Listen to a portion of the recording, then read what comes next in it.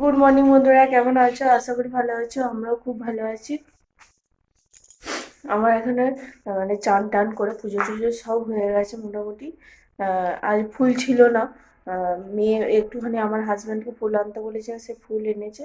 মেয়ে বলেছে চান করে আমি পুজো দিয়ে দেবো, ফুলগুলো রেখে দাও। আমি এমনি চান টান করে পুজো করে নিয়েছি।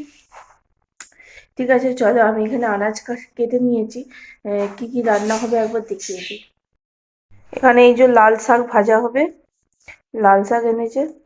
আর হচ্ছে এখানে আছে মশলা বাটা হবে, মশলা নেই বাড়ন্ত।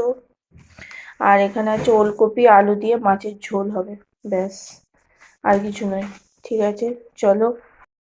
এখানে ওলকপি আর আলুটাকে হালকা করে সেদ্ধ করে নিয়েছি, সেদ্ধ করে জল ঝরিয়ে নিয়েছি। আর এখানে হচ্ছে মাছ ভাজা হচ্ছে, আর শাক ভাজা হয়ে গেছে। কতটা শাক এইটুখানি হয়ে গেল। আর এখানে মশলা বাটা হয়ে গেছে, মশলা বেটে রেখেছি। একদম মাছের ঝোল বানাবো আর হবে ভাত। এইটুকু হলেই হয়ে যাবে রান্না আজকে। চলে এলাম পরের দিন সকালে কথা বলতে। কালকে আর ভিডিওটা শেষ করা হয়নি। কালকে মাছের ঝোল হয়েছিল,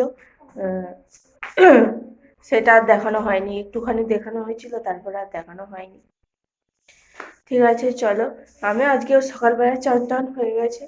সকাল করে চান করে পুজো করে নিলে অনেকটা কাজ হালকা হয়ে যায়, সব কাজ সেরে। এটা হচ্ছে কালকে হচ্ছে আমি পুজো দিয়েছিলাম, আজকে আমার মেয়ে বলেছে পুজো দিয়ে দেবো।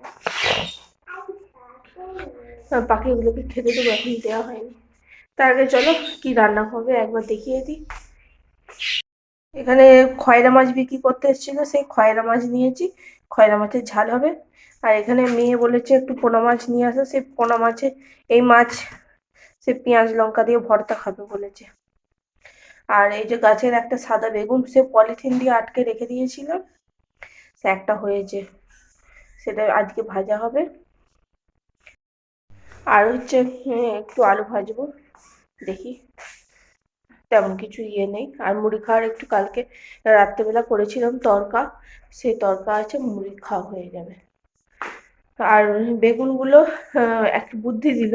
এইটা আমার বুদ্ধি নয়, যেহেতু আমাদের বাড়ির পাশে যে মিস্ত্রিরা কাজ করছে, সেই এরা বললো যে বৌদি তুমি এক কাজ করো, গাছটা যেখানে যেখানে বেগুনগুলো হয়েছে সেখানে একটা করে কালো পলিথিন বেঁধে দাও, তাহলে আর দেখবে আসবে না, ভয়ে আসবে না, ভয় পাবে।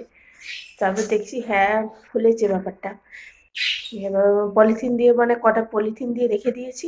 এইভাবে যদি রাখতে পারি তাহলে আর মানে বেগুনগুলো থেকে বাঁচাতে পারবো বেগুনগুলোকে। নাহলে আর কিছুক্ষণ তার মধ্যে একটাকে বাঁচিয়েছি এই যে। আর যে আর এখনো বড় হতে দুটো না কটা আছে, সেগুলো পলিথিন দিয়ে বেঁধে রেখে দিয়েছি। দেখি কি হয়। ঠিক আছে, চলো রান্নাগুলো করে নিই, করে নিয়ে আবার দেখা হবে। আর হ্যাঁ, একটা কথা বলতে ভুলে গেছি, কালকে আমার মেয়ের রেজাল্ট বেরিয়ে গেছে। রেজাল্ট খুব ভালো হয়েছে। 50-র মধ্যে পরীক্ষা হয়েছে, খুব ভালো রেজাল্ট হয়েছে। আরও হতো আশা করেছিলাম, আরও হবে। আরও হতো, হবে নয়, হতো। কি আর করা যাবে, এখন তো এই তো শুরু, এত চাপ দিই না আমি। ঠিক আছে, চলো। রান্না প্রায় কমপ্লিট হয়ে গেছে। এই যে এখানে বেগুন ভাজা আলু ভাজা আছে, এটার মধ্যে রেখেছি, কারণ হচ্ছে একটু গরম থাকবে। সকাল করে রান্না করলে তখনকার নাহলে গরম থাকে না।